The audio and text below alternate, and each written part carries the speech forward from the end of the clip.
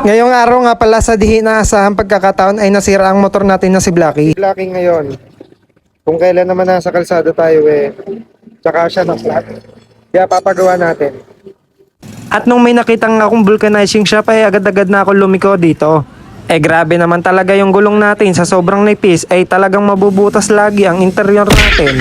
At dahil nga okay pa yung interior kaya nga hindi muna natin siya pinalitan kahit nga marami ng butas. Sa mga oras na nga ito ay nakita na ni Kuya yung butas kaya nga agad-agad niya tong nilapatan. Dito nga pala tayo nagpa-vulcanize sa may ORC Bakit Vulcanizing siya Shop. lagi nabubutas? Kasi manipis na yung gulong. Yung kahit pati interior, palitin na. Paliti na talaga. At sinabi nga sa akin ni Kuya na talagang hindi natatagal yung interior natin dahil nga napakarami na rin talagang butas. Kaya nga hindi ako mapakali kaya nga nagharap pa rin ako ng ibang parts na sira para nga magawa ni Kuya at maidamay na sa paggawa nito. At talagang sinabi na ni Kuya dahil nga sobrang pangit na ng interior natin ay talaga nang pwede nang palitan talaga. Tapos nga ay dumating si tatay na dati natin suki sa gulayan. Okay ka lang, tay. Tagal mo hindi namimili Oo, may sinunadaan ako roon. Hindi sila nakikita. kaya pala. Yung mga babae nandun. Oo. Yo, bibili ka daw, magaganda ba?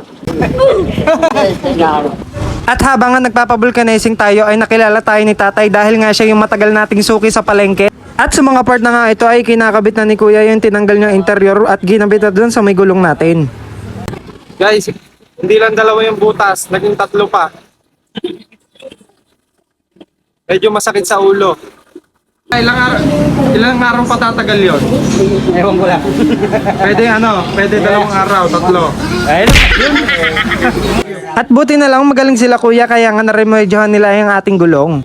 At kung magpapagawa nga kayo ay Papagas hanapin nyo naman lang tayo, sila guys. dito lang yan sa may San Antonio. Pagkatapos nga natin magpabulkanize ay magpapagas na rin tayo. 50,000 nga lang pala yung ipapagas natin ngayong araw.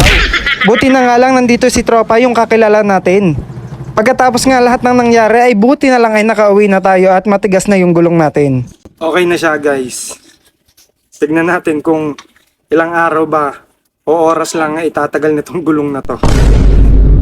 Tapos nga ay nakita natin to si tatay na dati ay mano-mano niyang binubuhat ang kanyang taho. Ngayon naka-pushcart na siya. Iba nga talaga ang nagagawa ng kasibagan, ika nga may aanihin ka pagkatapos ng lahat. At buti na nga lang ay uso pa rin sa amin tong bendo machine para nga hindi na ako nahihirapan na magtimpla ng kape.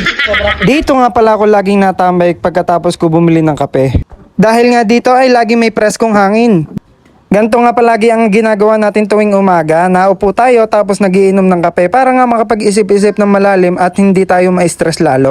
Kaya nga hanggang dito na lang muna and this is Ron and peace out.